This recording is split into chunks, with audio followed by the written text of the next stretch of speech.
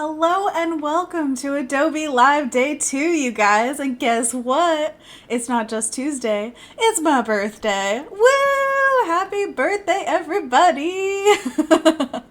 I was gonna have all this stuff for the birthday. Let me grab one thing that I want to show you. Boom! This is the birthday hat that I made. Oh my gosh, it's working now, of course. Okay, so earlier when I was working with this, the green screen was keying it out. So, oh, look at that. I'm the birthday girl. Now let's see if I can fit my headphones over it.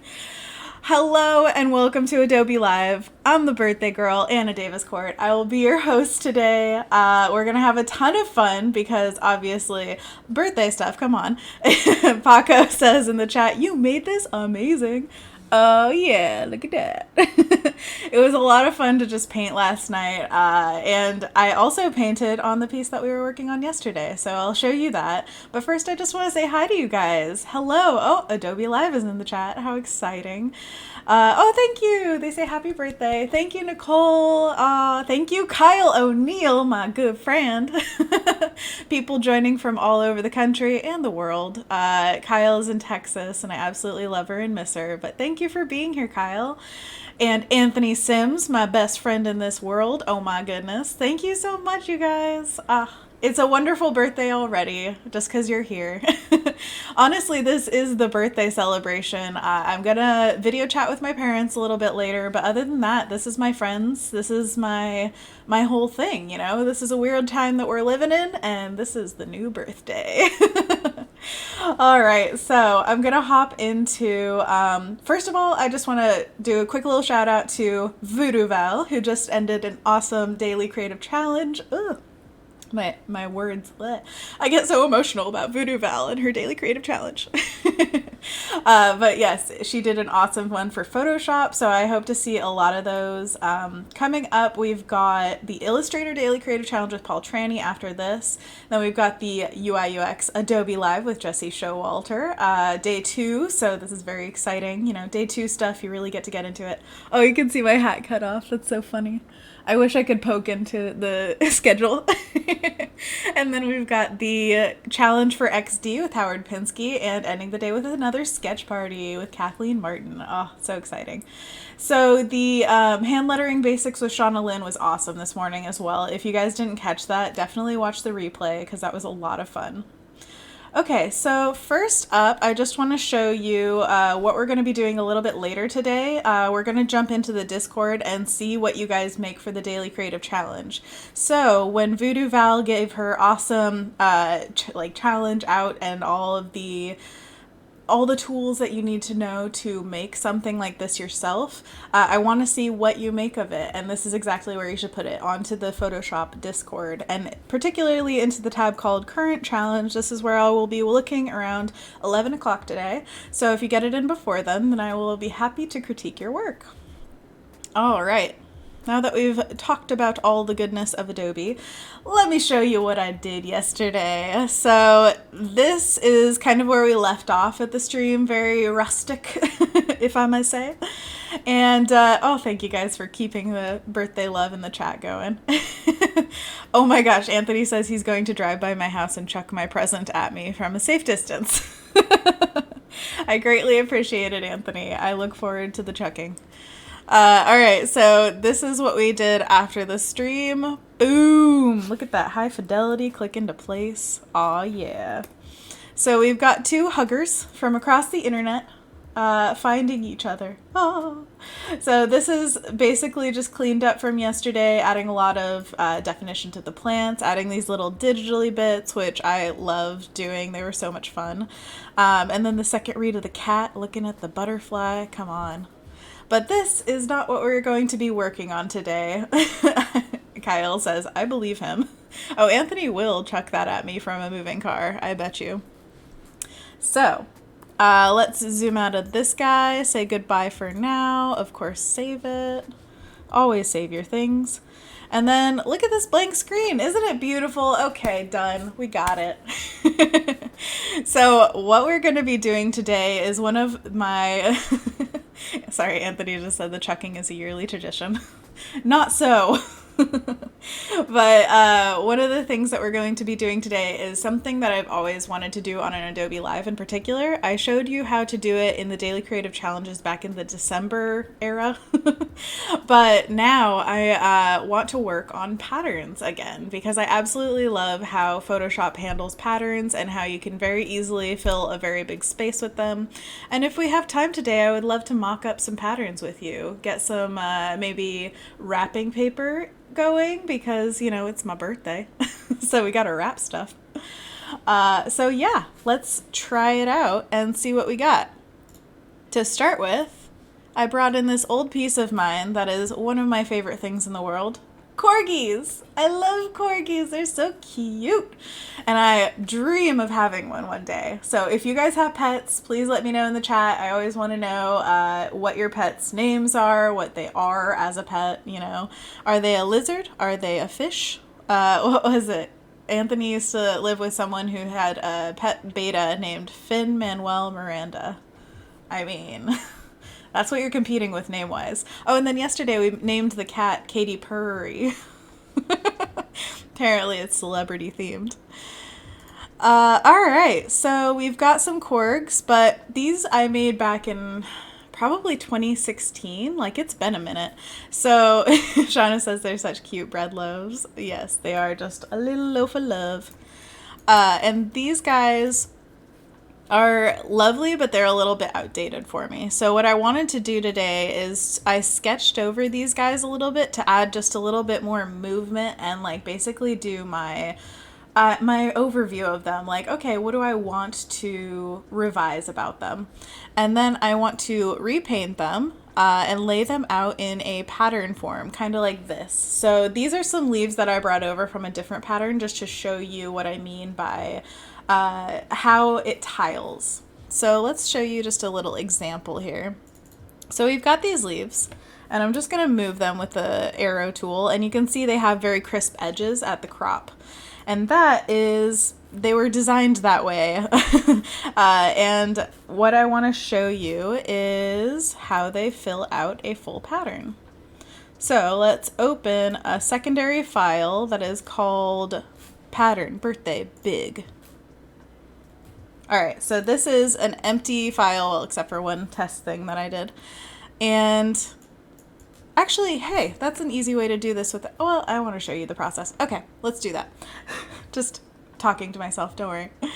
Alright, so I'm going to duplicate this. I always keep my working file down below, and then my top file is whatever layers I've been working on, I flatten them first. This doesn't need to be flattened because it's already one layer. Whoops, my marquee tool is on a circle, so you want to switch that to a rectangular tool. And what I'm going to do is just edit.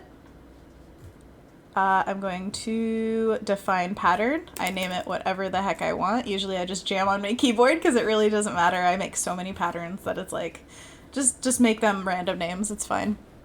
Make a new layer in a bigger document. So this size is probably like 17 sizes, or like 17 times as big as the smaller file. And what I'm going to do is just go to fill. Instead of foreground color, I want pattern. And we're gonna scrub all the way past all my other patterns I've made to this newest one you can see right here. And boom, look at that, we've got a pattern. So our goal with this is basically create an endless pattern like this that doesn't show where it repeats. You can kind of see where this repeats a little bit because of certain gaps in the leaves, but that gets hidden more and more with more elements that you add, and also you can rearrange those leaves forever to make it look very homogeneous. So that's what we're going to be doing today, just working on these patterns, and we're going to be doing that thing again and again where we define pattern and then fill with pattern, and just checking it every once in a while, because the real test of a pattern is if you have it all tiled. That's when you can see if it's working or not. So one of the key tools that we're going to be using for this is filter offset. So I want to show you what that does too. Check it out. It actually like zhuzhes the artwork around the canvas, and when it disappears off one side, it starts appearing on the other. So that is super key for creating tileable patterns. It's exactly how I created these leaves in the first place. So you can see it's kind of sliding down as I move this slider. And it's sliding to the side as I move this slider. So you can really finick with like where you want them to hit. But again, when you put them in the bigger file, they're all going to lay out the same way. It's just going to be slightly shifted to the side where it's like, oh, it's up there instead of down there. So those are all the tools that we are going to use. There's all the technical information. Let's just have fun from here on out and paint some stuff, because this is the drawing and painting Photoshop stream. Yeah, that's right.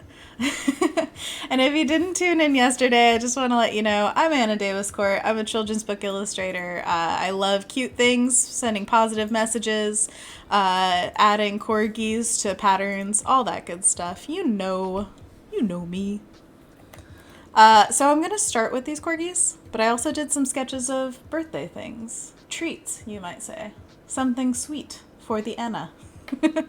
So if you guys have a treat today, I want you to have it in my honor, please. I want you to get that cupcake or that cookie or that, I don't know, sugary cereal, whatever you got laying around. I've got some like chocolate chips, you know, I want to nom on those today because they're the only chocolate in our house right now.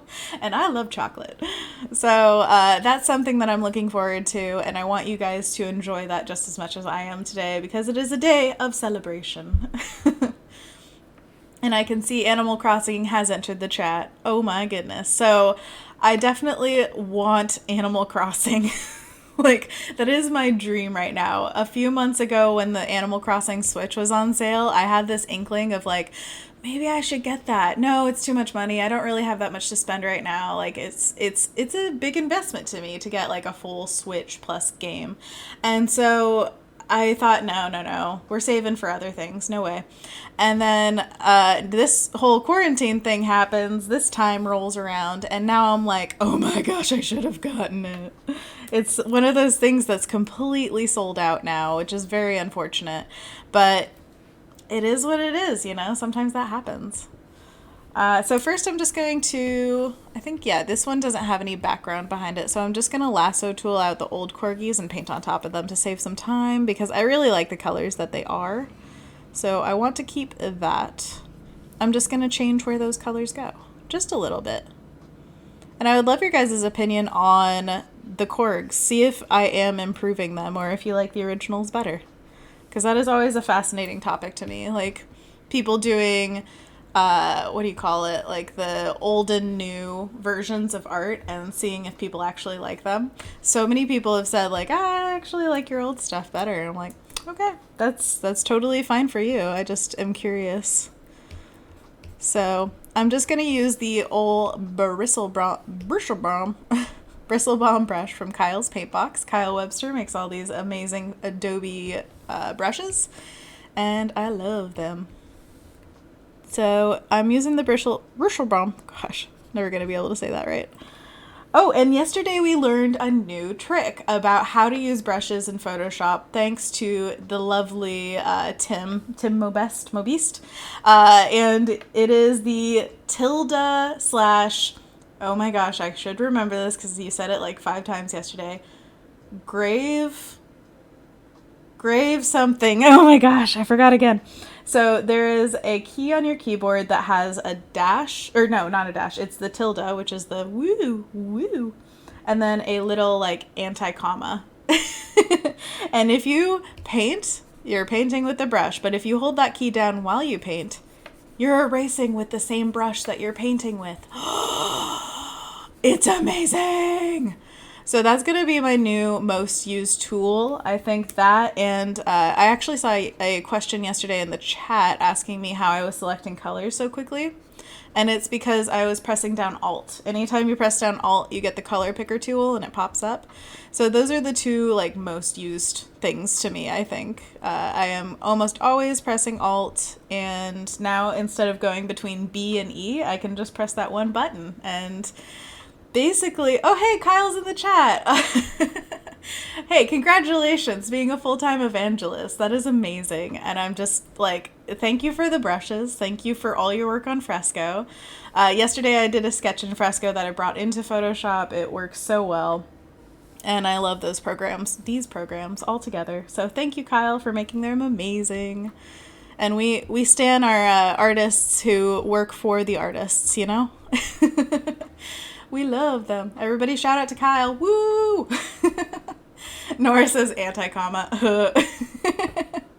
Shauna says, I like the term anti-comma. You know, I used to think of it as the period, but now I see it as that, whatever that thing is called. Tim is the holder of information when it comes to that. He knows all, I know nothing. I am humbled in his presence. So just loosely painting in over the corgs as everybody gives Kyle a shout out. Yeah, that's right. Oh, I love it. Yeah, Steve says, hey, congrats to Kyle. Woo! Kyle says, thanks. Working on the Adobe design team was fantastic. I'll stay close to the team and help with Fresco, etc. I trust you with whatever you do. I know that you're always going to do what's best for the art community and all your fans, and just, you know, you're a good guy. So thank you. And if you guys haven't checked out his children's book, please say please. You definitely should. It's an amazing book. I have an autographed copy of it in my esteemed collection now. So obviously it's just the pinnacle of it. I put it as a Voltron at the top of my bookshelf. But yes, you guys should definitely check that out. And remember to support local bookstores in this time of need. I've heard, well, you know, I live in Portland, Oregon. And so one of our local independent bookstores is Powell's. And I've heard that they are running into some trouble because of the whole coronavirus thing. I like to call it COVID-19, though, because I'm a cool kid. COVID thing. And that is really sad to me because it is one of those bookstores that you could spend all day in. It's more of like a tourist attraction than just a bookstore, at least the main, what would you call it? The big location in Portland. It is amazing. If you guys haven't been to Portland, you should come just for that bookstore because it is really worth it and you could spend all day there. And now, because they're saying that they're having issues because of this, like, I am taking stock of how much I love Powell's and how much I may have taken them for granted in the past, because I went to school literally across the street from Powell's. And so I feel like, I don't know, I got a really good experience from them, and now I want to share the love. I want to buy all their books.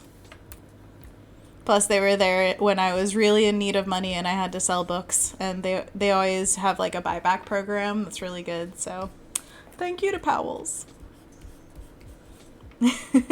Everybody's like, woo, Kyle. Oh, Kyle, the other Kyle O'Neill, my good friend, who's living in Texas now. She says, I miss Powell's. Oh, by the way, yes, and it is a whole city block. That whole, the store of Powell's is a city block. It's amazing. But shout out to Kyle, who is also working on the animated series Castlevania on Netflix. So if you're a fan of that show, hit up Kyle, because oh my gosh, she works so hard on that show, drawing all those fancy vampires and just rocking it. Go Kyle. Round of applause. Woo. Oh, sorry, I hit the mic. I hope that didn't hurt your ears. Oh man. Yeah, Shauna says I spend so much money when I go to bookstores on trips. Oh my gosh, Powell's and Strand have my heart. After going to Strand, which is a very famous New York bookstore, I can say it does feel very on par with Powell's, which is a huge compliment, because I don't know many bookstores that are like that. I've been to several that are just okay, they sell books, but they're not necessarily a Powell's level. But Strand is definitely that level of it's not just a bookstore, it's like a gift shop, an art gallery, everything you ever wanted and more. And the best place to get gifts, anytime around Christmas, it's my favorite place to shop is a good bookstore, because they don't have the mall quality. It's really pleasant to go in there and shop. So if you ever dread the holiday times, or looking for that specific present that your weird friend, you want to get them something special but you just can't find it, go to a bookstore, a good quality one. Or just fly out to Portland and say I had to go holiday shopping, sorry.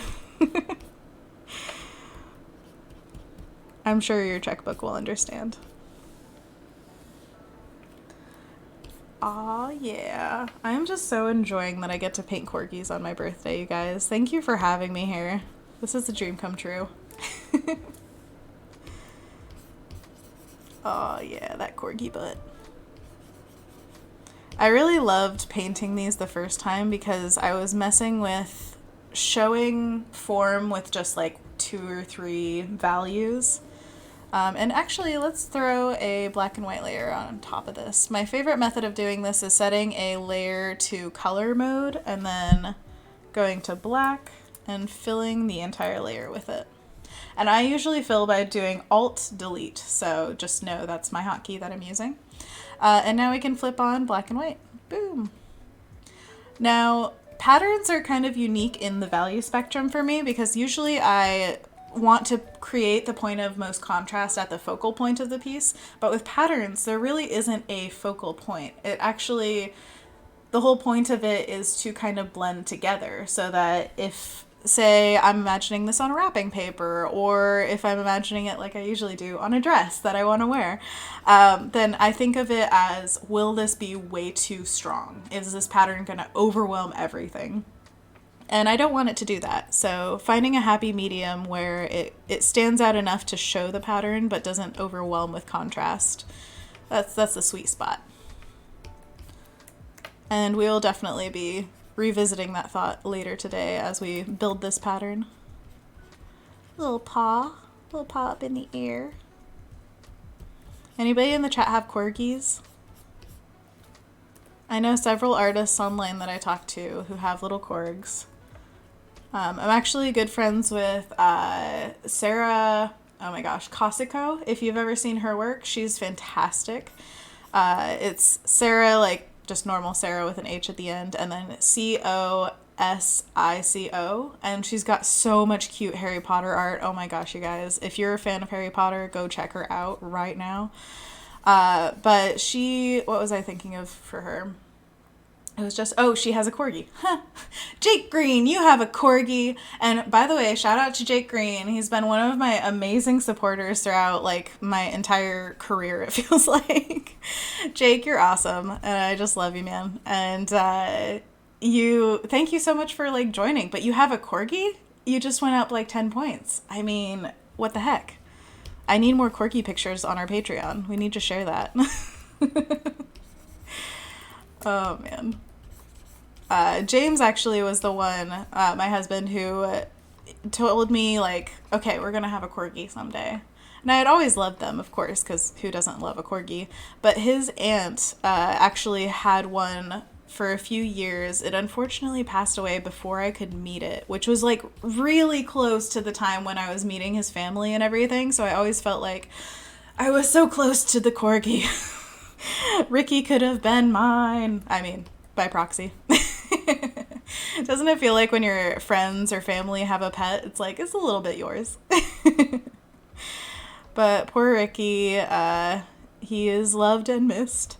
But we've been telling them to get another corgi for, like, ever. And, maybe someday we'll wheedle them down. But by that time, we'll have our own, baby.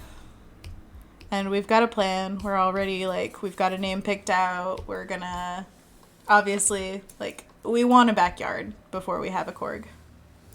That is the goal. Oh my gosh, Ari says I have a gray corgi. She responds to the name Corgi Butt. Oh, I love it. That's so good. Oh, and Clever says I have an old tricolor girl corgi. Oh, I love it.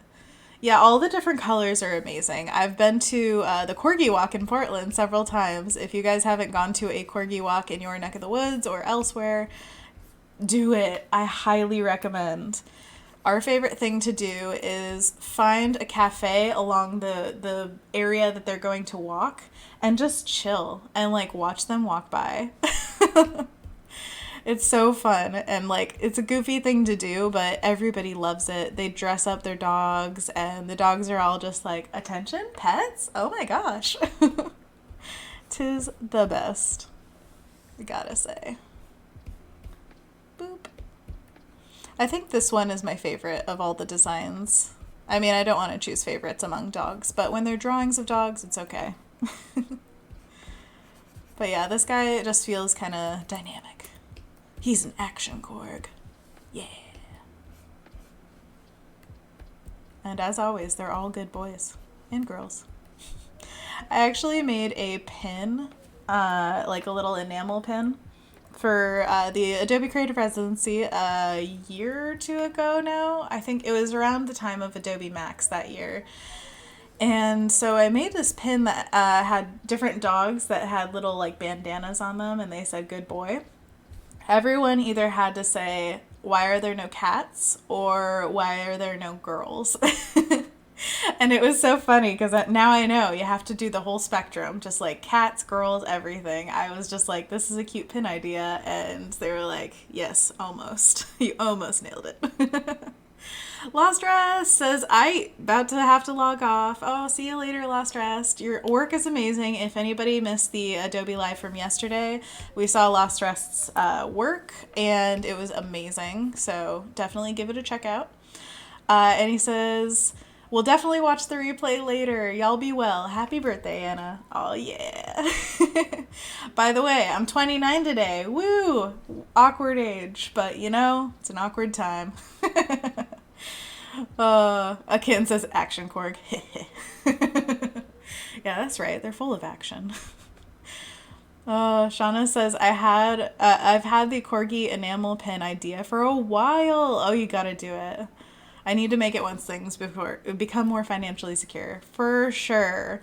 They are definitely an investment, but so worth it. When you have the pins in your hand, it's just like, gold. I would love to see your Corgi, Shauna. That would be amazing. But I would also love to see a teddy. I want to see your pup. You know, Sid should make a Bean one. I mean, Bean is iconic, so she hasn't done that yet. She should. That's Sid Weiler, by the way, if anybody's wondering. She's got a dog named Bean, and oh my goodness, so cute. She is a queen. Queen Bean. All right, so we've got some roughed out little babes. I'm going to switch my brush to a Carbonara, no. Just to get some finer details in here real quick. Oh, they're so sleepy. Look at this sleepy guy. I'm tired. I'm not, but he is. I get wired for these streams. I feel like I don't care how much sleep I got before this. I always just feel like camera on, energy. Which I guess is a blessing, you know? Means I'll never be lethargic with you guys.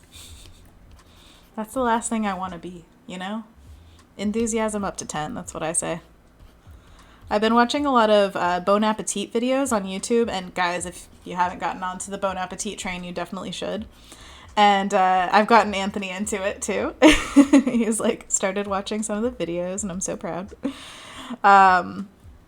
But one of my favorite people on there is Brad Leone, who is just basically a dog in human form.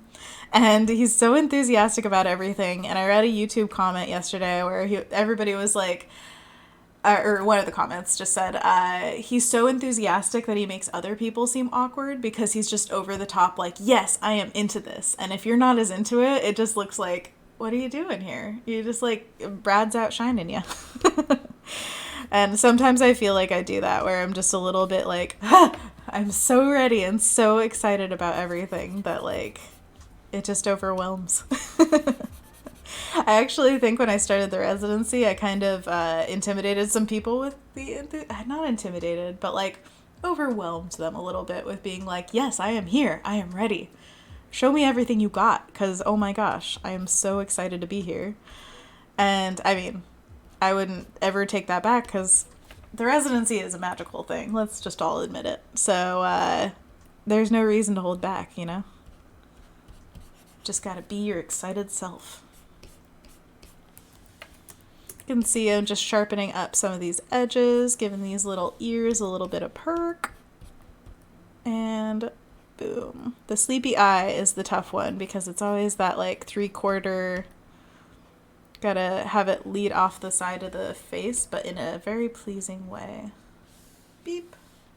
I think that works for now. We can always revisit these things.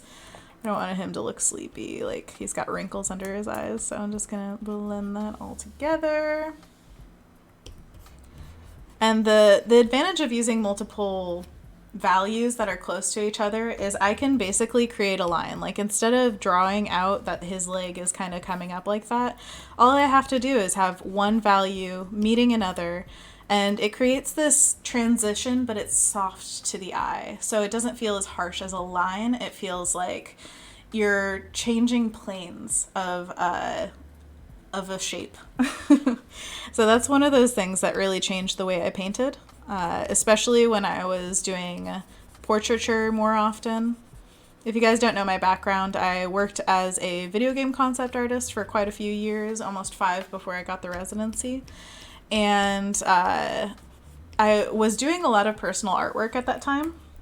And a lot of it was portraiture of like pretty girls, kind of like lowish style kind of things. And I absolutely loved doing it, but found that after a while I wanted to tell stories more than I wanted to just do people. So it was like a really great tool building or skill building exercise. One thing I would always say to artists who are like, I don't know what to draw, or I don't know how to build my skill set or anything like that, I would say don't ever shy away from drawing anything. Like if you feel like you want to draw it, no matter what you think it'll do for you, or like if it'll fit in your portfolio or anything like that, just draw it. If you want to, that's like the best reason to draw something. I know a lot of people who shy away from doing fan art, and I'm like, why? Do it. Make the thing. The more you draw, the better you'll get. It's just A plus B kind of stuff. All right. So we've got a good boy. Let's see.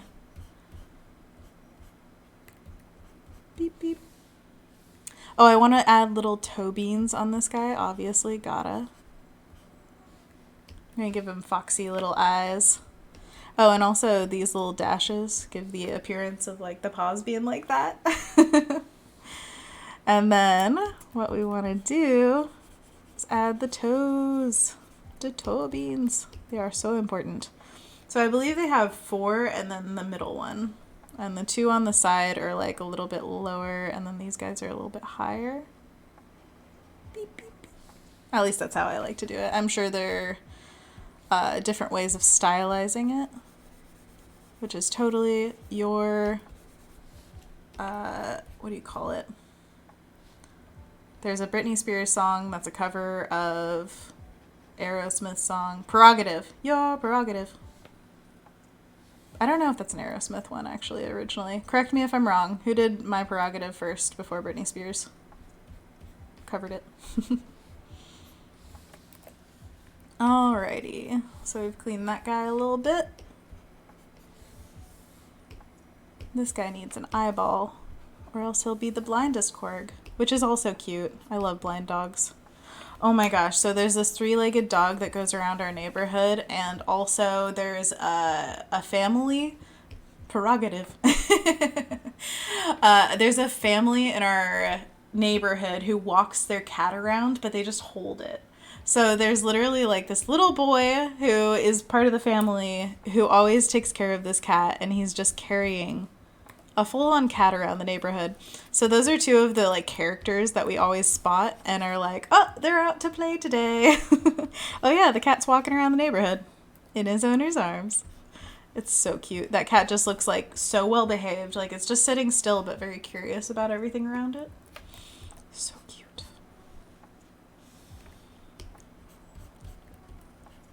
Okay, I'm gonna bring back the sketch just to make sure I'm not missing any good design stuff that I had in here.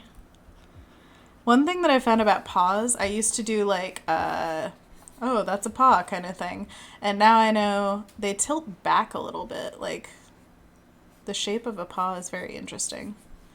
So instead of just a boop, they kind of go wah, wah. I'm sure there's a lot more information about paw anatomy than that, but it's just one of those little things when making quick marks I've found useful. Ashi says, Anna Daviscourt, you are very helpful indeed. Thank you so much, Ashi. I hope to be. All I want to do is help you guys. And Kendall says, corgi butts are the best. Yeah, that's right. Basically, all I want to do is draw what I want to draw today. So that's my birthday wish, and that's my birthday gift to myself. And thank you guys for tuning in, because I just feel like this is the dream. Get in to draw with people, having a little community chat, while having a ton of fun drawing things that you want to draw. All I ever wanted. Never in a million years, 2 years ago, I think this would happen. So grateful. All right, so we've got 1, 2, 3, 4. Now let's get to our dynamic boy and just clean him up the tiniest bit. He doesn't need much work. You know what I think I'm going to do about that, the tilde key? I really want it to be more accessible, like not at the top of the thing. I'm sure I could get my hand used to being up there, but my Windows key is the bane of my existence. I always accidentally press it, especially when I get excited about something, which is exactly when you don't want to be interrupted with anything. And so I click it and it stops everything because it brings up the start menu. And so maybe I can program it to be that tilde key. How amazing would that be? It'd be right next to Alt. Right next to it. That would be amazing. I dream of keyboard layouts. Alright, let's see what kind of design for his paws. Heel paws. Even though this is a super simple design, you want to get, like, the more simple the design really, the more you want to get those details correct so that it looks like you're correctly implying things. Like, even though it's a quick little implication, it doesn't mean you can skimp on that detail. And that's why a lot of simple looking artwork is often very difficult to create. I mentioned that yesterday where I was like, oh, some art directors say like, oh, we want a rough hand-drawn kind of look, and they expect that to take less work somehow. And I'm like, no, it actually takes a lot of work to look loose. Some artists are blessed with a really good, like, loose quality to their artwork. But it takes a lot of work also. Like, never assume that people are just born with it. That's why I like to call artistic talent, I like to call it skill, because there's no artist who hasn't worked on their craft. Like, if you're drawing, you're working on it. So, if you draw, you're an artist. If you draw, you have worked on your art. Or create in any other way. Not judging based on drawing versus sculpting versus weaving versus anything. Boom. All right, we got our cute boys, at least roughly laid in. We can always touch them up. There is no end point. So what I want to do is start laying them out in a way that can be very easily repeatable. Hope Bryant says, birthday buddy, happy birthday, if that's what you mean. Oh my gosh, that's so cool. Oh yeah. Anthony, oh man. Ashi says, don't let anyone come between you and your dreams. That's right. Live your dreams, baby. Oh, man. Tim says, yeah, sometimes it can be insulting or discredit the years of hard work when they just say, oh, you're just talented. Like, oh, you're born with it. Like, sure, some people can have natural talent, I'm sure, but there is no person that I know who hasn't worked on it. Like, everybody has a skill building set that they have when they're creators of any kind. So, I think what we should do next is paint in some of these sweets really roughly, and then we can start laying them together with the corgs and a few plants that I brought in from other patterns that I've made, so that we can really fill it up with everything that I love, basically. We can make it all Anna all the time. Yeah, that's right. Born with it? Maybe it's Maybelline, says Steve. I love it. Shauna says, natural talent is just somebody who started earlier, right? I totally agree. I feel like it's a big misconception of usually people who aren't in the art industry. I've heard a lot of moms say that about their kids in art school. So I'm going to start with a rich brown because all of these, of course, will be chocolate. Because that's my fave. I know it would be really fun to have like a rainbow cake, funfetti, something or other, but like I honestly, when I look at something that I want to eat, it's usually chocolate. I love things that are bright and colorful, but oh my goodness. I actually saw there was a YouTube video of people who ordered a pizza that had sparkles on it. I guess they were technically edible, but I don't know if I would ever want a pizza with sparkles on it. That is something that does not appeal to me. So I'm going to lock the pixels of this layer, which just keeps all the painting that I'm doing inside the bounds of what I've already laid down. So I've got my outer shape. Now I'm just going to paint a shadowy side, and I'm going to go even darker and give it just a few layers.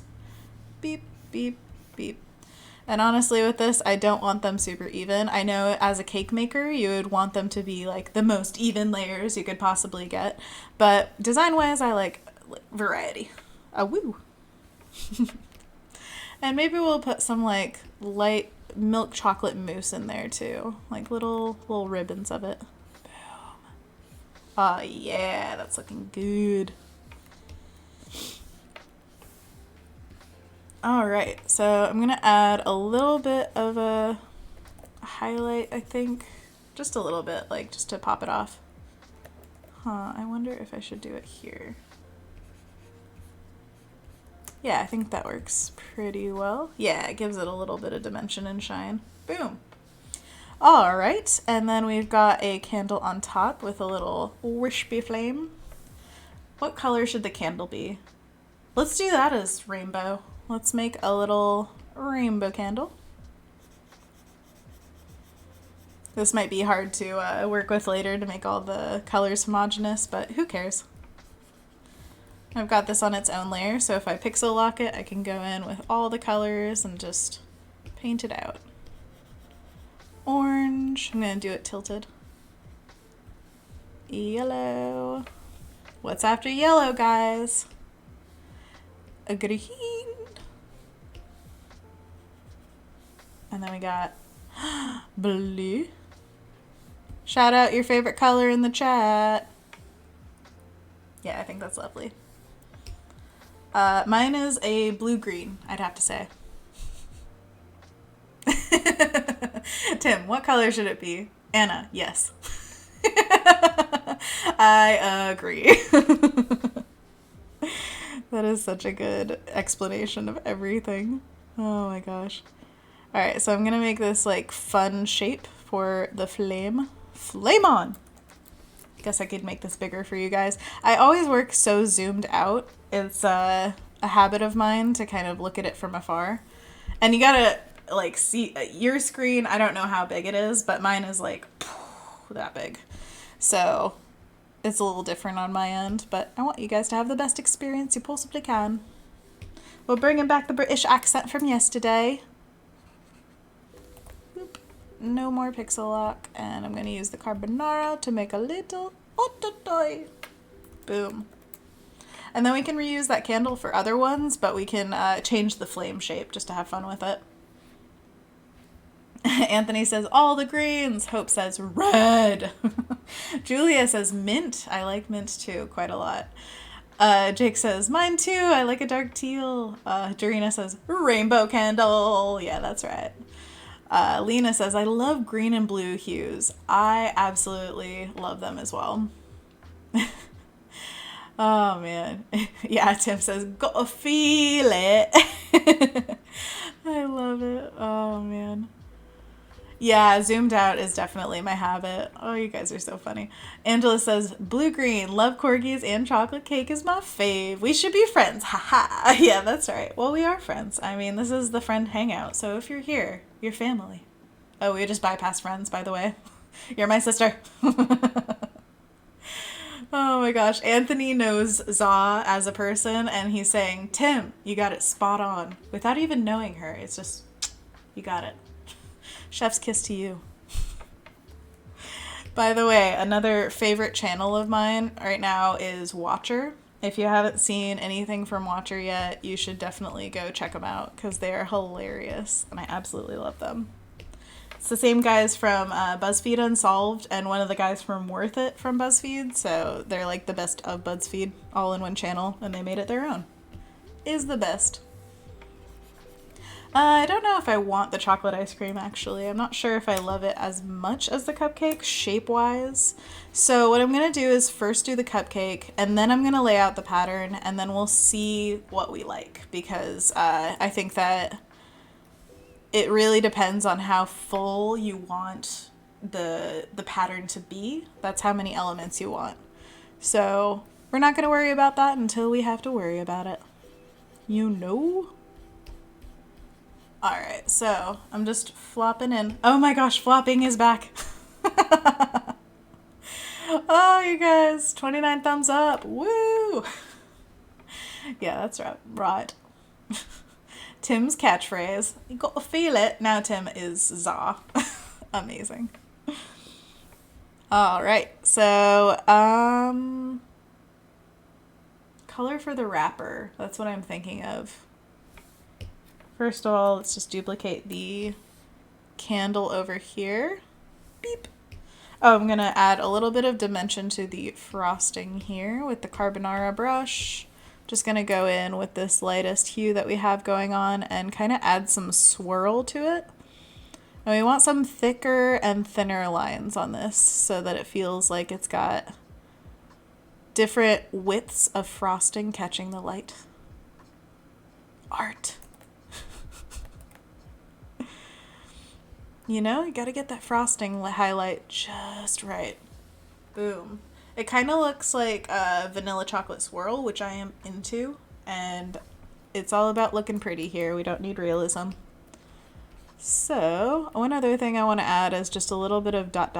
for crumb, and it's kind of like adding freckles to the face. It's just a little bit of visual interest that I absolutely love.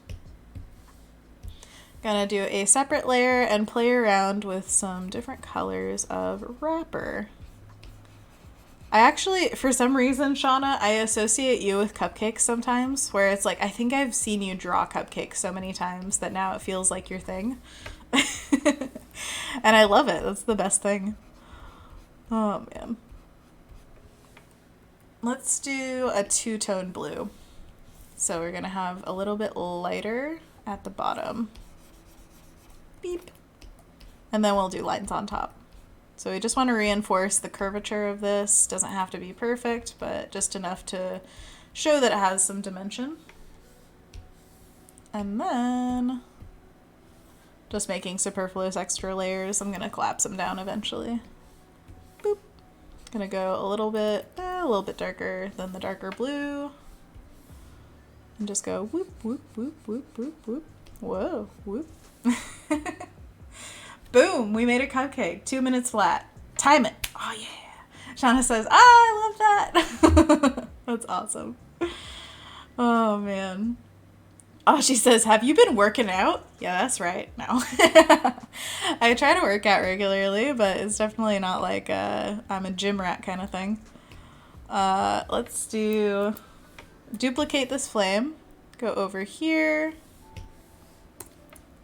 Boop. And I'm just going to add a little extra tail to it, just to change it up. Beep.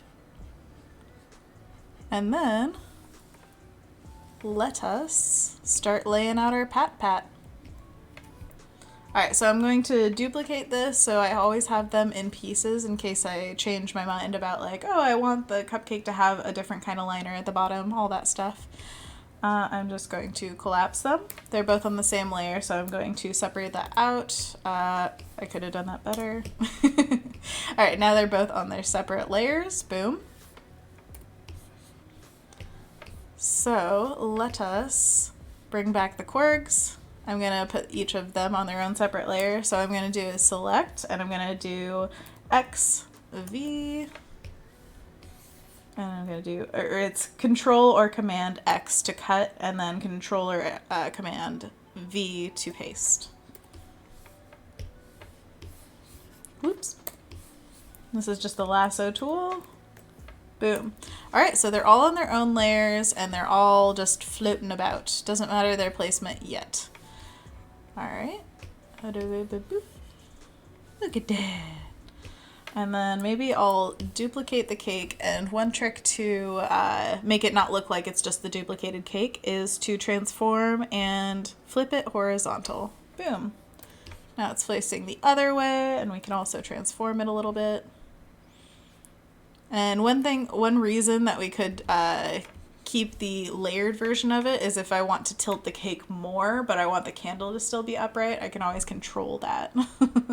Anthony, you're saying we used to work out via video chat. Good times. We'll have to pick that up again. I think that that is definitely something that we can do in quarantine. Oh, look at a hot butt. Hot butt. Oh, no. Too hot. Okay. Enough hot butting. I'm also going to flip these. Flip horizontal. Boom. And these are just rough layouts. This is a good time. You can either, what do you call it? If you hover over something with the arrow tool and you press Control and then click down, you can select that layer. Or at the top of the screen over here, there's an auto select feature. So if you turn that on, whatever you click on, you will auto select. Now the thing is, James always turns on auto select on my computer when he uses it, and I feel like immediately I find it and I'm like, oh no, it's auto selecting the wrong thing. So usually I turn it off. But same effect if you just press Control while you click it. Oh, Kyle asks, Anna, have you ever tried multicolor sampling with a mixer brush set to dry heavy load, so no mixing? You could paint frosting with several colors in a single brushstroke. So fun. So I've seen you do this. I have not done it in a while, I think. I went through a phase of like trying out every brush, every setting, everything I liked, and I found what I liked, I think, but I would love to get back into that mixer kind of stuff and try it out again, because I mean, why not?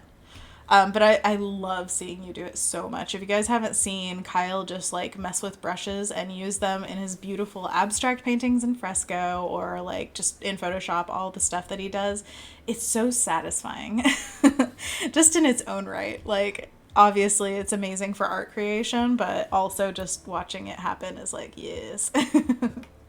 Yeah, Kyle says a lot of people don't know about it. It's true. I think that everybody should know about it. Yes, it's an amazing feature and I need to use it more. Kendall says, still voting for a corgi with a birthday hat. We'll make it happen, Kendall. We'll make it happen. Oh yeah, everybody's voting for corgi hat. Corgi hats, corgi hats. Or a birthday hat with corgis. I should have made a corgi on here. Just says birthday girl. What was I thinking? There we go. Oh, man. Oh, that's so cool. Okay, I need to check that out. Maybe we'll have time at the end of the stream to try out this multicolor swatching, because that would be really cool to figure out on stream. Show you guys the thought process. Okay. Next step, what we're going to do is lay in some plants. I think that I want this one. I think. We can try both. But the whole thing is going to be behind the corgs. And also, we need a background color, don't you think? So earlier I was messing with this one. It's very yellow, and I love a good gold. I don't want it to be too overwhelming, though. So one thing that I would try, first of all, I want to offset some of these leaves so that they're not exactly hitting the corgs in the wrong way. Yeah, so something kind of random like that. And then I'm just going to throw a hue saturation layer and clip it to this layer of leaves so that we can very easily just scrub through a few different colors and see what we like. Beep, beep, beep. We can make them lighter. Oh, white on there is kind of cool, I gotta say. But I don't know if it matches the style. Maybe if we didn't have these guys, that would look cool. Actually, that's really pretty, yeah, with the colors. But let's see what works with our baked goods.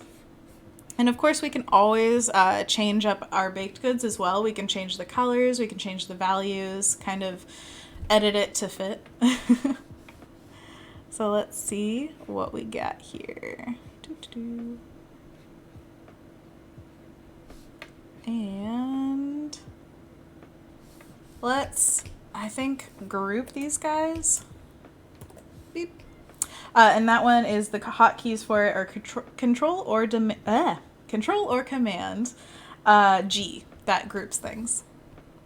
Just a reminder, guys, in about a half hour, I'm going to be critiquing some of the daily creative challenges. So if you want to get your work up on the big screen on Adobe Live and get critiqued by me, I would absolutely love to see it. Or just, I mean, I will, if you want to mark it, don't critique this, totally feel free.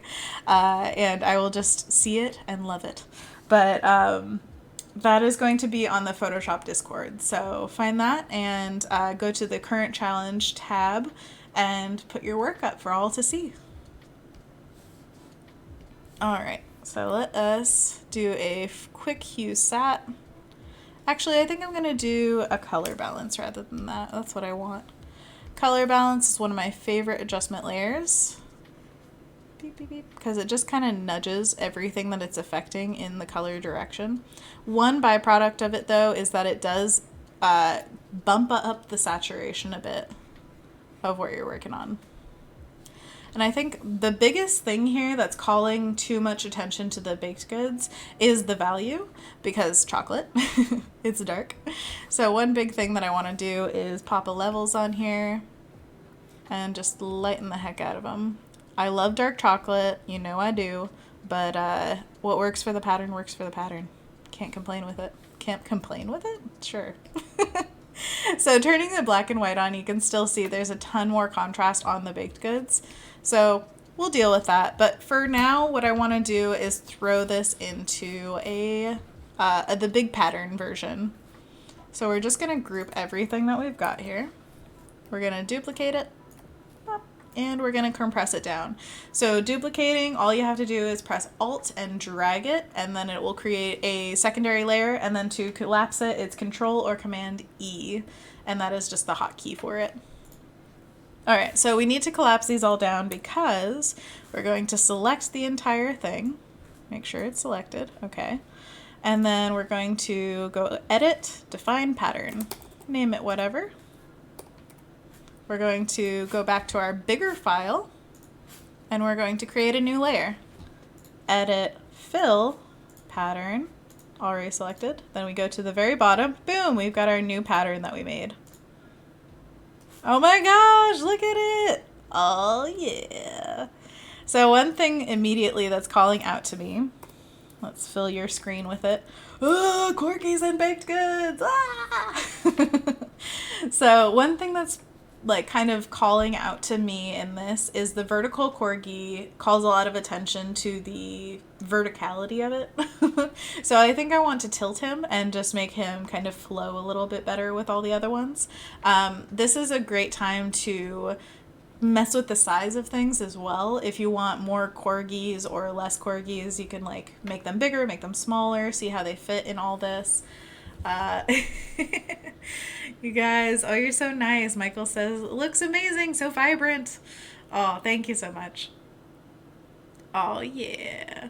I think that one thing that we should play with is the background color as well. I love this, but I want to give multiple options just to see what we can do with it. It's kind of it's like a wonderful thing, but also kind of a painful thing that you can do anything. You could make the leaves any color, you can make the background any color, you could really go crazy with it and see what you can make.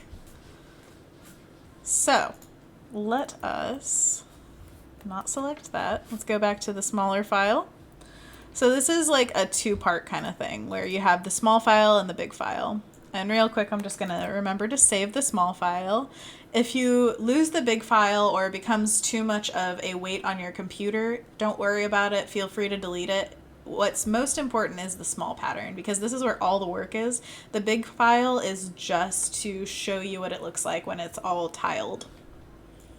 And you could literally make any new file to do that in. You can make a new one every single time you work on a pattern. So I'm going to turn that off. This is the flattened file, so when we turn it off, it doesn't look any different. It's just, this is all the work that we've been doing in its layered versions. All right, so we've got those adjustment layers there. I don't want to mess with that. So one thing that we said we were going to do is just adjust this guy. Oops. So I'm going to Control or Command T to transform and just swivel him around a bit. And this is one of the times where you can really mess with the positioning of everything. Somebody said, oh, where is it? Oh, sorry. Yeah, Michelle says, sorry I'm late. Don't worry, you ain't late. Happy birthday to me. Happy birthday to you. Everybody's having a birthday party today. So that's, I mean, you don't have to be on time for that. It's just come to celebrate.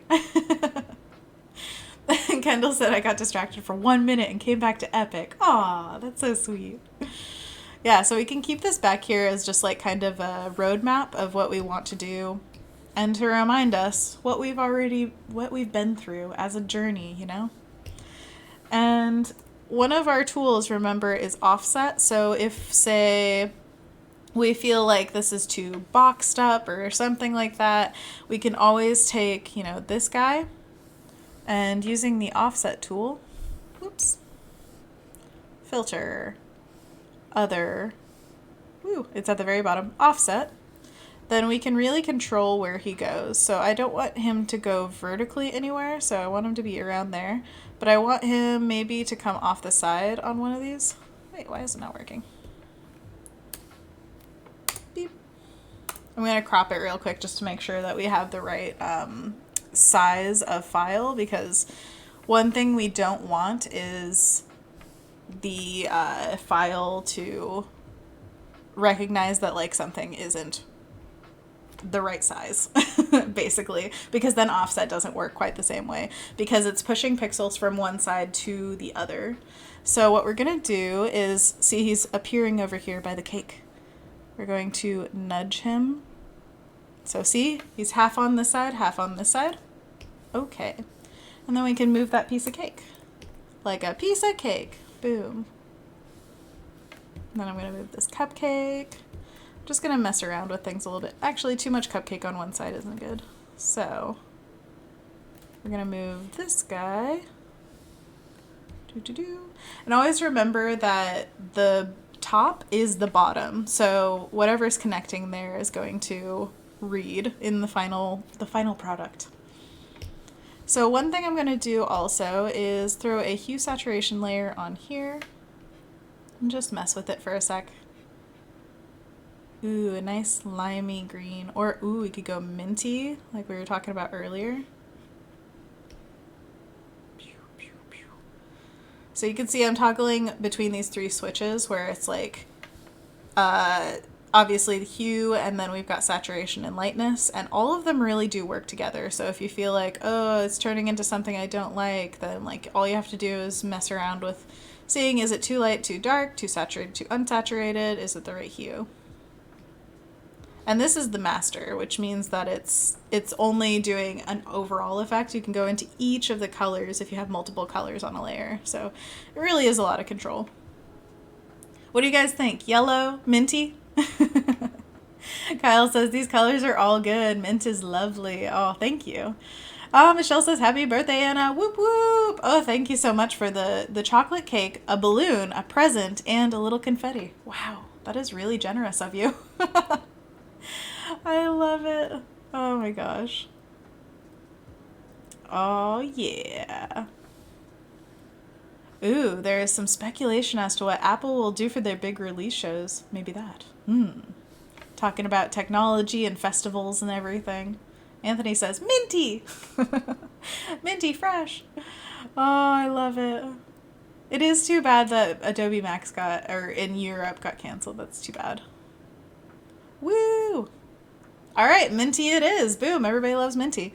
So obviously we have to add some birthday hats to these Korg babies. And one thing I just thought of because of the, let's turn the black and white layer on again, because of the contrast of the cake and the chocolate, maybe we can try messing with the levels of these corks to make them just a tad bit darker. Just a bit. Boom, gives them a little punch. And again, we can always take this back. There is no permanence. It's just whatever we want it to be. And then let's add some hats. Let's do beep.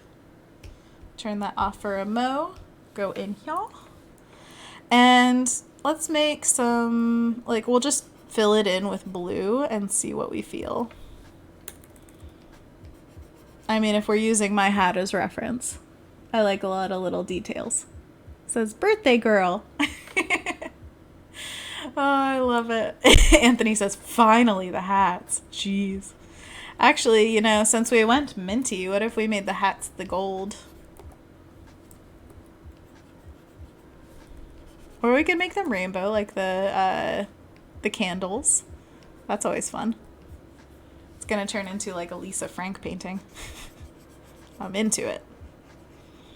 Oh my gosh, and then we need the little strings around their heads. Oh, it's too cute. I can't deal with it. Oh, get some hats and some bows. Like they are the little present. Oh, they're the present. Boom, there's a bow around them. Oh, that looks like he's a little baby. Because he is a little baby. Okay, no more baby talk. Alright, boom. It's going around his little head. And then we need the tiniest little bow over here where it's like, oh, I tied it onto his little face. Everything's little because it's adorable. Okay, boom. And I'm just doing this all in one color for now because I can always pixel lock it and then paint it in with whatever color. You can barely see the blue up here, so yeah, I'll probably change the color. Beep. Oh, it's so cute! Alright, this one's tough because he's offset. Because he's pupset.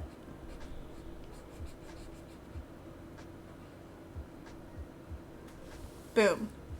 Alright, now let's see what we do if we pixel lock it. I'm gonna just color select from here. So it's pixel locked, and boom, there's gold. Still not punchy enough, I think. What if we did white? It's interesting.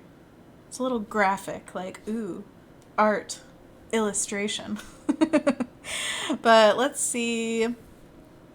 Let's do one of them as the rainbow colors and see what it looks like.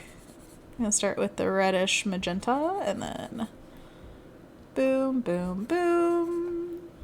Dun, dun, dun. That green is definitely the same background green. Boom.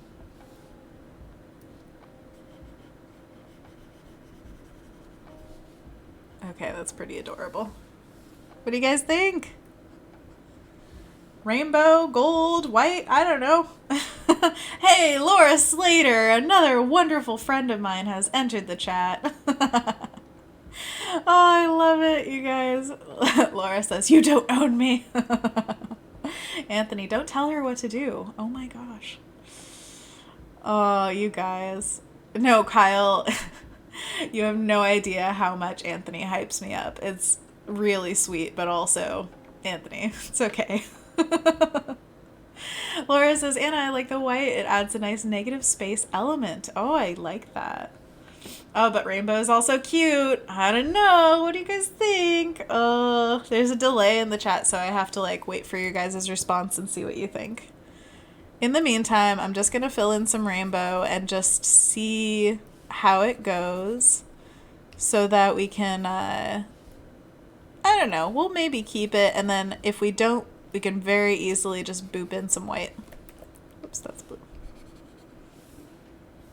I'm going to color in a little bit behind his ear because it looked like it was missing. Beep. All right, and then I like the red for the string, or magenta, I should say. Let's check the values again and just see what kind of stuff is going on. So it creates a lot of contrast at the top where the magenta is. So maybe let's do a little test of doing the magenta at the bottom. See how that feels. I love that we have time to experiment because this is Adobe Live. I'm just like so glad about that. Feels like there's no big rush. All right, now we run into the issue of the blue and the green kind of blending a bit too much with the background. So we'll see. Hope says Anthony Sims, you are a super fan. It is so true. He is like, oh my gosh, Anthony, stop. Anthony just put a really sweet comment in the chat in all caps, and it's, yeah. Thanks. I mean, thank you. You're very sweet, but it's also a little overwhelming. My friends are just overwhelming in the chat. Oh, you guys are the best. I love you. Okay, let's get back to reality. Whoa, there goes gravity. Okay, I'm going to throw this in the big pattern just to see what it looks like, because why not? So once again, we have all of our work all in one group, so all we have to do is Alt, drag, and Control E to collapse. Use the marquee tool or the control tool. This is a little handy dandy trick. If you hold the control key and you press on the little icon of your layer right here, it will select the entirety of the layer, all of the pixels that are on it. That is so handy in so many ways. All right, so let's go to our old friend, edit and define pattern, blah, blah, blah, blah, blah. And what we need to do is create a new layer. Always remember that, new layer. And then we are going to fill. And then right here at the bottom, we can see our new minty layer. All right, ready to see it pop into place? 3, 2, 1. Boom! Oh yeah, we've got diagonal corgis. Okay, wow. So this one has a lot more contrast of color and value. So one thing that I'm feeling, here we can actually flip between the two different versions. I definitely love, I love the hats. Great call always. Oh, Laura says, Anna, I love the rainbow, but I think it's too busy in the pattern already. Okay, yeah, I think I could totally agree with that. I think we need some fun colors, maybe 2 on the hat, something like that. And then the tilt of the Korg is definitely helping, but I think he might be a little bit too close to that cake. And then we have to zoom out and see if we can really tell where it pattern or like repeats. I think the thing that will always make it look like it's really repeating is that top-down Korg, the laying one. So, you know, just as an experiment, we can take him out and see what it looks like. Beep. Oh, his hat is so lonely.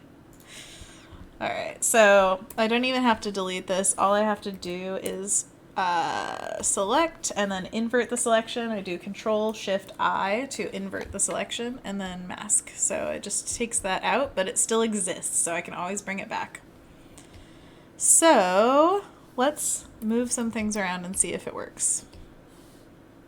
I'm gonna ignore the hat for a second, just to play around with it.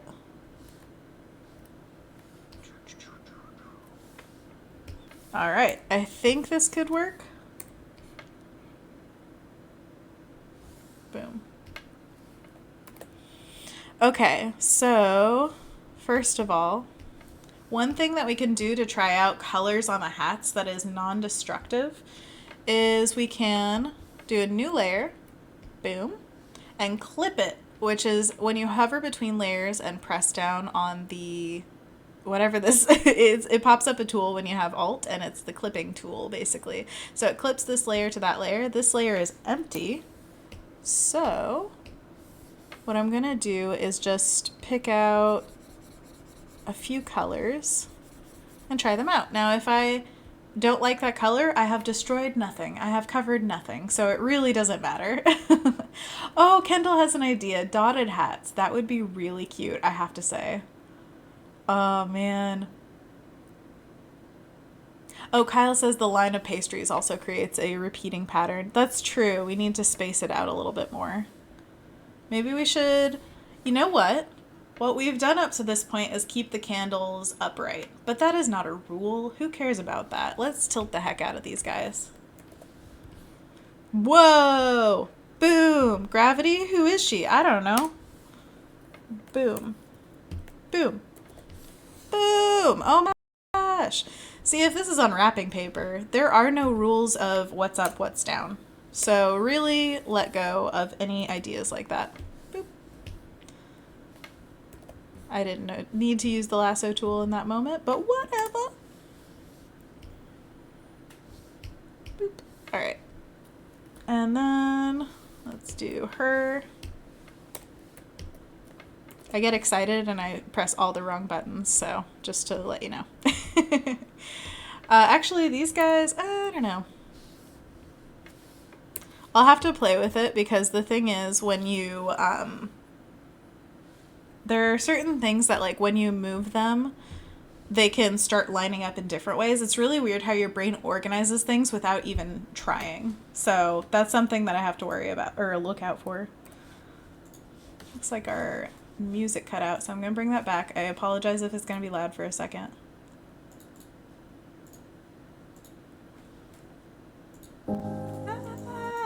Okay, there we go. Boom. Got it back. All right, so we've got... I just sized up and moved that little cork, so I have to size up and move his little hat and bow. Not that big of a deal, especially because I painted these in pretty quickly, so if I need to go back and touch them up for the final pattern, I don't mind, so that's totally fine. Let me know if I should turn down the music, turn up the music, whatever. So let's bring back that experimental layer again. What I want to do is create some colors here that pop. So let's try a darker blue.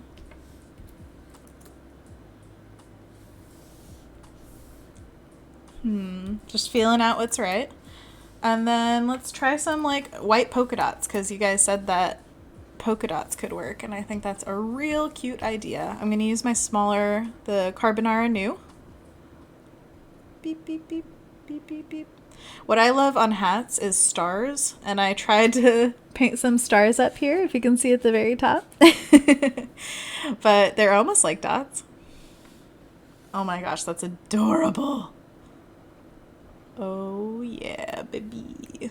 And we can always keep an outline of the dark blue on the outside. There are no rules, just right.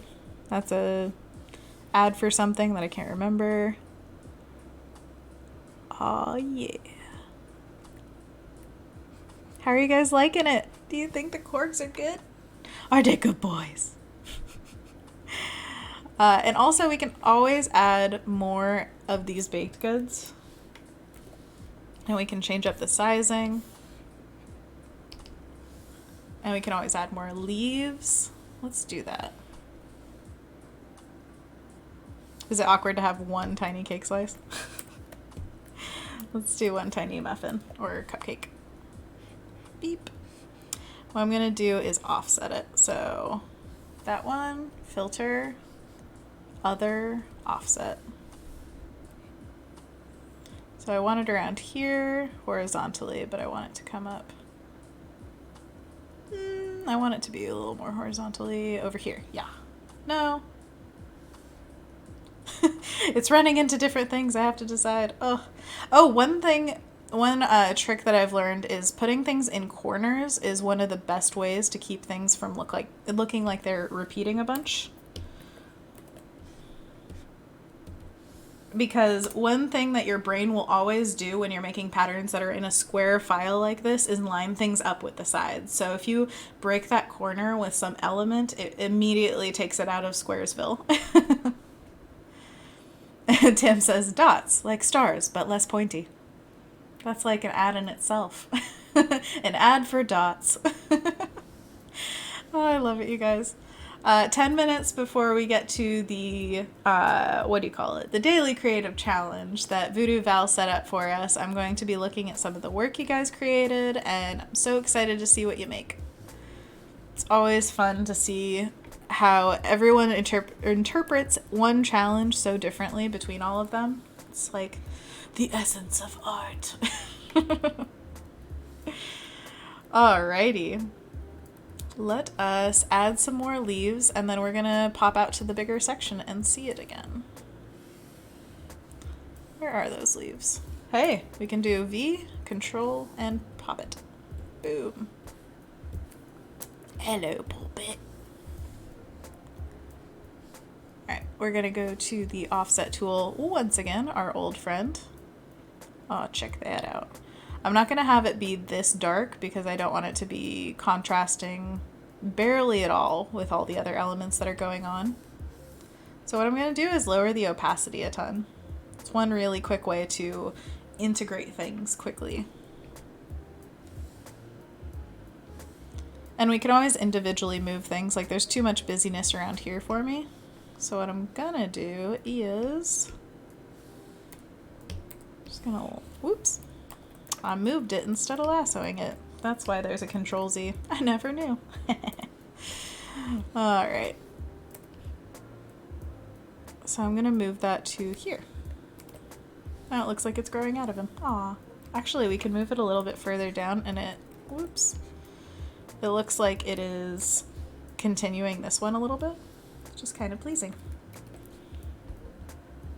All right, let's do it again. One more time. One more time. Actually, one uncopyrighted music clip that I can sing is happy birthday to me, happy birthday to me, happy birthday dear Anna, happy birthday to me. Oh yeah, woo. I'm over celebrating today to make up for the fact that we have to be alone. But you know what? We just make of everything what we can. That's life. That's life. That's the way it is. Yet another song. Alright, we're going to do Phil. If you guys know anybody named Phil, always say this with him in mind. Boom! Oh my gosh, so much happened. Okay. Old one. New one. Old one. New one. Oh my gosh. Alright, let's take a minute to look around. Whoop. So, we've got a lot of contrast. So this is a pretty poppy pattern, but that's okay. No worries. Anthony says we all sang along with you. Oh my gosh, that's cute. If it's true. You better not be lying to me. I'll know. Tim, happy birthday isn't copyrighted. That's the news. It was copyrighted and now it's not. Plus I said to me, so I don't think that counts. I will take you to court because I think it doesn't count. All right, so we've got some oranges, browns, and a little bit of blues to like accent it. And then that minty background, just a hint of rainbow. Got a lot of colors going on, but you know. Tim says, introverts unite separately at home. I love it. So Kendall says that it feels linear with the large cake. So maybe we should size both of these guys down just to call or take away from that power of it. I don't think there's too much problem with the cupcakes. It's really like you have to blur your eyes and look at it to see where it feels like, oh yeah, I can see a repeating pattern. Yeah, I do think it's that big slice of vertical cake that feels the most stagnant in all of it. So let's change that. I also feel like we could do a color balance layer over all of it just to see what that does. And we can always add more corgs, make things smaller. So this guy is the trouble child. Control D will deselect everything, so that's always useful. And then Control click to select this guy. I'm going to tilt him and make him smaller. Boom. And then just to make sure that this guy isn't like really big and overbearing, I'm gonna shrink him down a little bit too. All right, so we've got a lot of stuff going on. I'm actually very curious to see what this would look like in white. So that's what I'm gonna try out right now. Huh. I actually like that. I think it creates a pleasant, even more pleasant vibe than the other one where it was like barely there but dark, and this is barely there but light.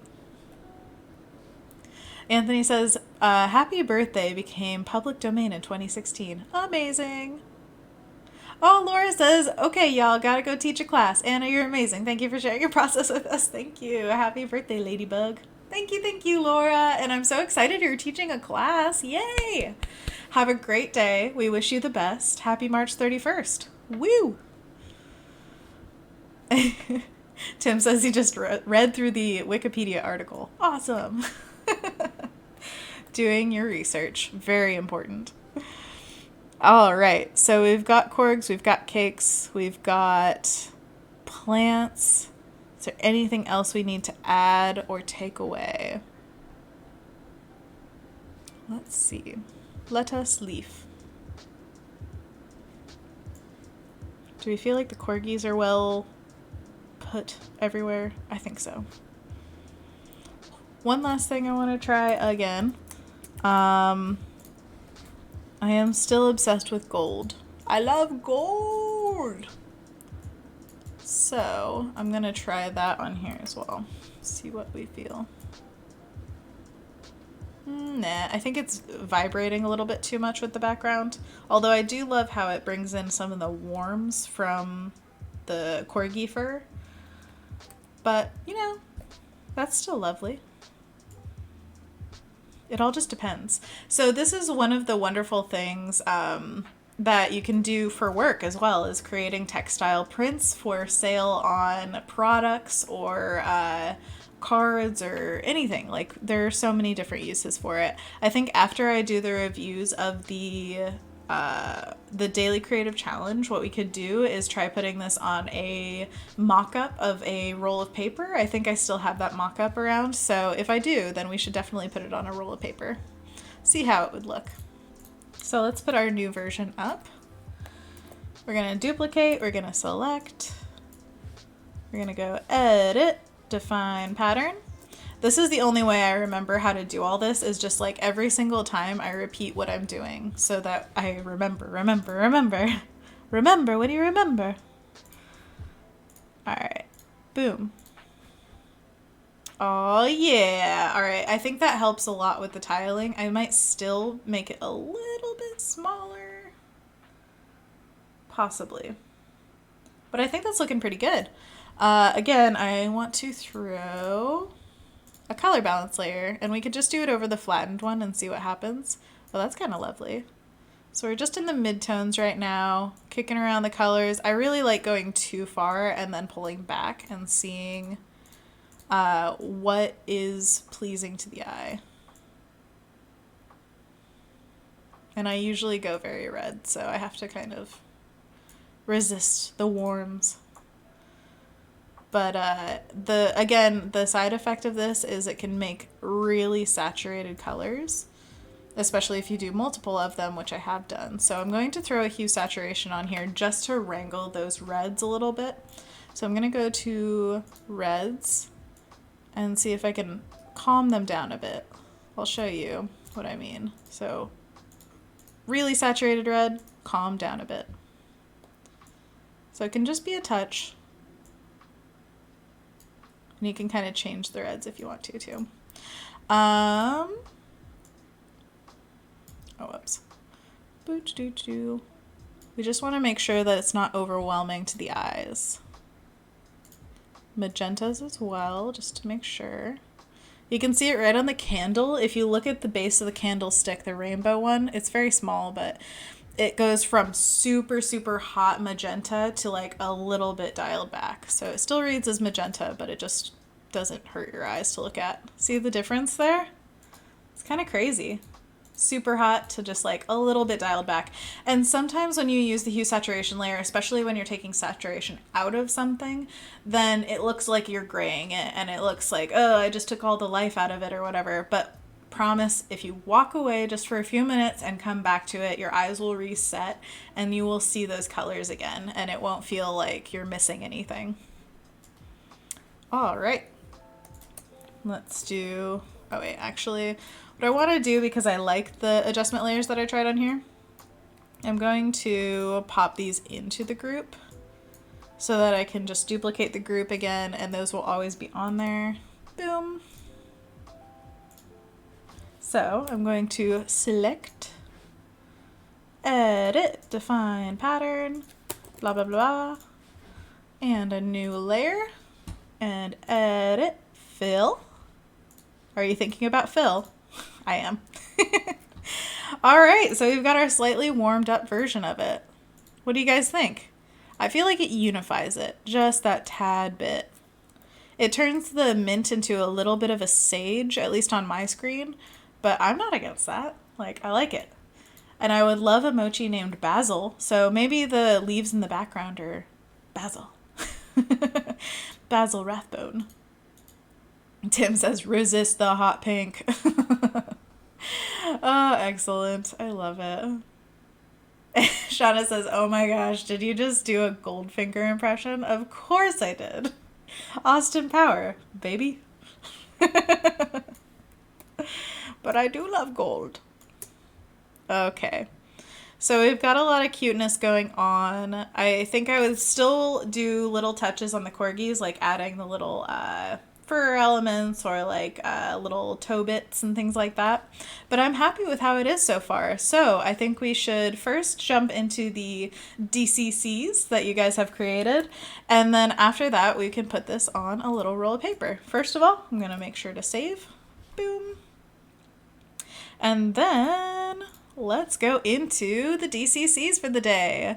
Voodoo Val did such a great job this morning of putting so much information into, you know, the daily creative challenges are very quick, but everybody's done a great job of just like getting the information that we need to be in there. So I'm super proud of that. And oh my gosh, Jay Lewis lost control of stroke, tried to decrease, but could not get it done. Oh, interesting. So the stroke was giving you problems.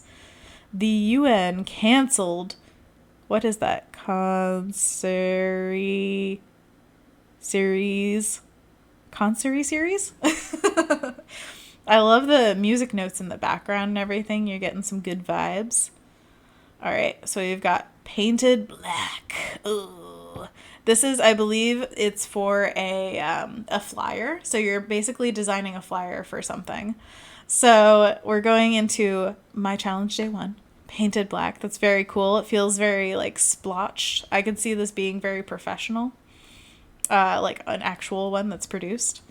King's Own Produce every Thursday, Woodbridge Market, Town Square. Okay, this is bringing me back because in college I actually designed the posters for a lot of events at my school. And so it just reminds me of all the like crash course graphic designing I did. I love this central element, but with the asymmetrical mountains behind it, that's working really well. The strokes on the grass get a little bit distracting because it's behind the text, but you can still read the text, which is good. Kudos to you. But I think you're doing a really good job with setting up all this top area. Just work on the grass area on the bottom. And Ant, like Anthony. Marco, oh yeah. Check it out. Marco Russell, Photography and Design, Digital Creative Photography Show in New Happy Town, California. I like that name. Cocktails and hors d'oeuvres. So you've got the camera behind here and the graphic like diagonal dots, which they aren't perfectly lined up, which gives it a feel of gathering almost. Like to me, my brain connects that with each dot as a person and you're almost seeing them aerially. I don't know if you guys get that, but it's something my mind instantly connected. One thing that I would say is the dot and the camera are kind of blending. I know you have a stroke around the camera, which makes it read as camera, but maybe having a slightly different value to the background versus the camera, or something behind the camera that makes it pop from the background a little bit more than just the little line. Maybe it fades from like a lighter colors in this upper left-hand corner to the darker colors on the bottom right-hand corner. Possibly. That's just a maybe if you want it. Oh, yeah. And I just want to check out everything that people are doing. I believe this is Voodoo Val's Voodoo Valley. That's so good. I love it. Oh, I'm going to refresh just to make sure I don't miss anything. Beep, beep, beep. All right, yeah, so that's all the challenges in for the day. I think that this one also gets a little bit too close to the edges, so I would scooch that in or make your canvas a little bit bigger just to make sure that there's enough room for everything. But yeah, these are awesome, you guys. It looks like it's going to be an awesome week for daily creative challenges. I can't wait to see all of what you make. I'd say, like, the colors on all of these guys are very different, which makes it feel like they're each very distinct events that they're making the flyers for. I love that. Oh, and we got Marco Russell in the chat. Yeah, Marco. All right, you get an extra feedback because of that. Thanks for being in the chat. All right, so another thing, Marco, I think you have great text on here. This matches the feel perfectly. It feels like that 70s kind of vibe, but without being a hokey thing or anything like that. Oh, and Bruno asks if I could refresh again. I will in a second just to make sure. I don't want to miss anybody's challenges, so definitely I will refresh. But Marco, the one thing that I would say is this is such strong type that I almost want these to be a little bit chunkier of letters. I don't know if you could find a font that's something like not as stylistic as this, obviously, but just a little bit thicker of a font to make it feel like it's in the same world. Oh, we got one new message. Oh, yeah. That's awesome. Voodoo Valley. Oh, yeah. My Adobe Challenge today from NBR Alonzo. This is great. I think the subtlety of the background really plays well with how poppy the color of the text is. Because it's such strong text. Wow, I still have paint on my fingers from last night. Sorry, distracted. So the text on here is so strong that it really wants to be the star of the show, you know? So making that a focal point and having the background support it, but without taking anything away, I think that's amazing. Oh, yeah. Isabel asks, how big should I make my flyer? I am not sure if there are any restrictions. I'm guessing not because all of these make or different ratios and everything. So I really think it's up to you. But if you want to verify, you can always replay the Daily Creative Challenge from earlier today with Voodoo Val, and then you will see. Ah, we got 2 new messages. Woo! Skates all over, print with layer. Oh my gosh. So Ricardo, this looks like it might be for a different challenge, possibly photo compositing, because I don't see any of the lettering or stroking that I see in the other ones. But oh my gosh, this is really cool. Wow. Very MC Escher. It reads perfectly with all of the angles that you've got going on. Like, I feel like you got the right amount of complexity on different parts. So once your eye hits another area, it changes perspective and it really flows around it. I'd say if there is a focal point, it's probably his face, because as humans, we are always dialed into faces. So we always look for that and are like, whoa, look at that guy's face. But other than that, if you are looking to, it says all over print with layer. All right. So it's all over print. So I'm imagining it being like a, not necessarily something that needs a focal point, kind of like the pattern we made. All right, refreshing just to make sure I've seen everything. So you guys are saying to refresh to make sure. Yeah, for past challenges, we have an extra channel, by the way, just to make sure that I want to see everybody's. Oh, I see some popping in. Alikoe. I hope I said that right at some point. So sorry. Antelope Valley Farmers Market. This is awesome. It looks almost like the background could be a texture of a leaf. It reminds me of the leaves that I saw in Hawaii. I was going to say California. Not that. Hawaii has some like leaves with pink veins. They're really beautiful. And I'd say overall, this is a beautiful design. What I want is just a little bit more punchy color and contrast. So the Antelope Valley part, woo, we're getting more. Thanks, Gerard. So what I want from this is like the Antelope Valley, if it's a red, I want it to be like more red. I want it to be a slightly like lighter background to make the darks of this pop, because I think they're dark enough to get all the attention here. It's just the background is a little, it's like muddying it a little bit. So I just want that to be a little clearer if possible. But it's looking great. Like all the design stuff is there. That's just messing with like adjustments and things. Oh my gosh, I love it. Elaine says, I'm so happy to see these. I'm 75 years old and I'm writing and illustrating a book. Oh my gosh.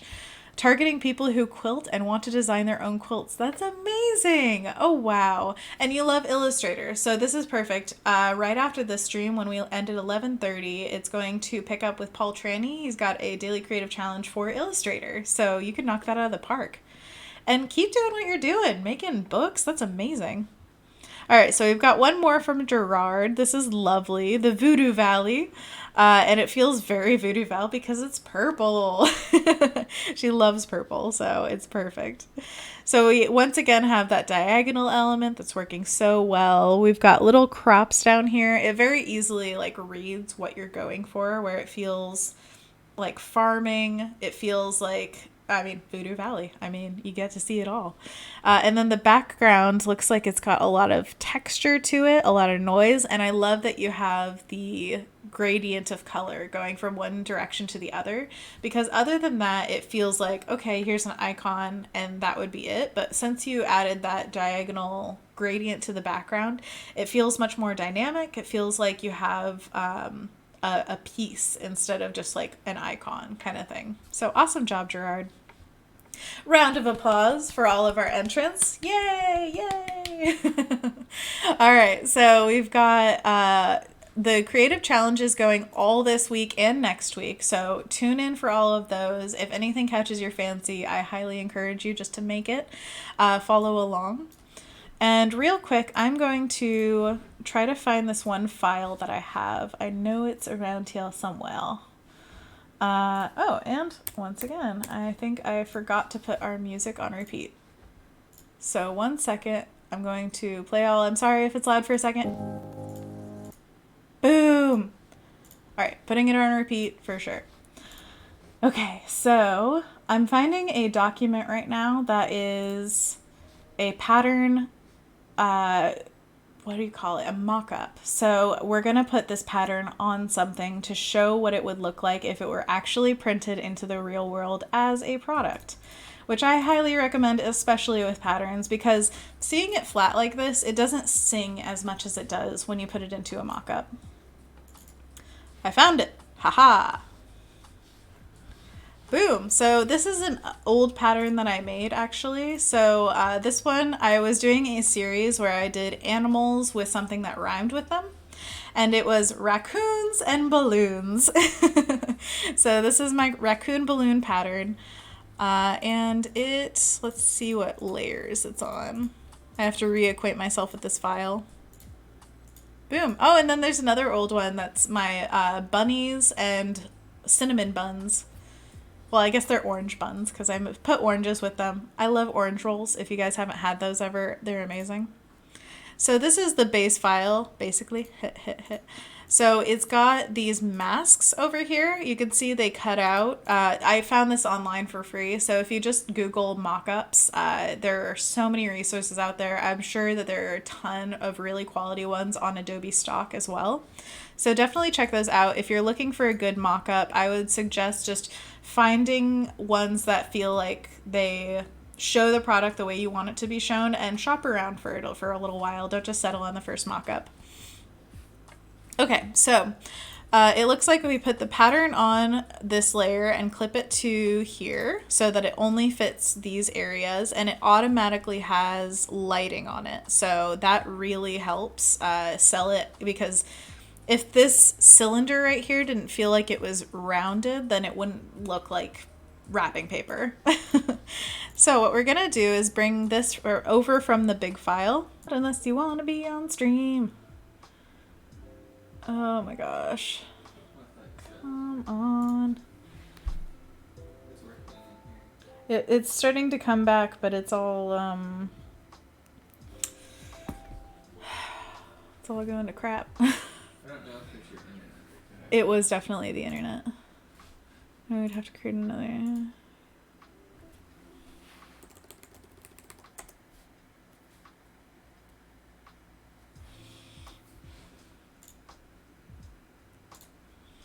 Yeah, they say creating a new stream would take too long, so it's done.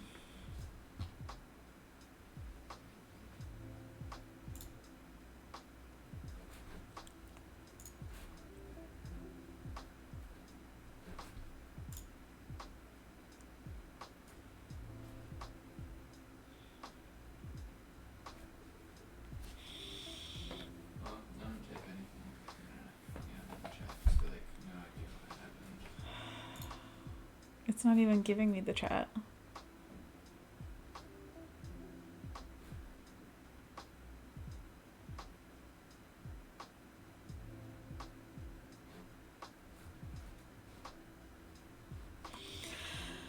Oh well, oh so sad.